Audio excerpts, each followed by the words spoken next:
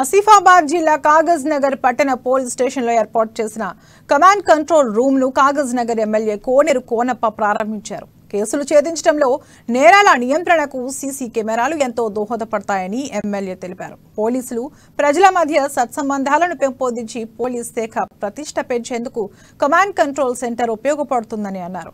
CC camera ఏర్పాటుతో నేరాల సంఖ్య తగ్గుముఖం పడుతుందని, మారుతున్న పరిస్థితులకు అనుగుణంగా సాంకేతిక నైపుణ్యంతో పోలీస్ శాఖ పనిచేయడం హర్షణీయమని ఎమ్మెల్యే కోనేరు కోనప్ప అభినందించారు.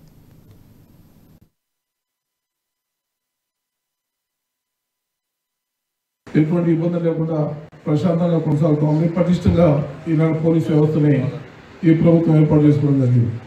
మొన్ననే హైదరాబాద్లో కోట్ల రూపాయల నిధులతో కమాండ్ రూమ్ కంప్లీట్ చేసుకుని ప్రారంభోత్సవం కూడా చేసుకోవడం జరిగింది. దాంట్లో భాగంగానే మారుతున్న పరిస్థితులు, వాటికి అనుగుణంగా టెక్నాలజీ మారుతూ ఉంది.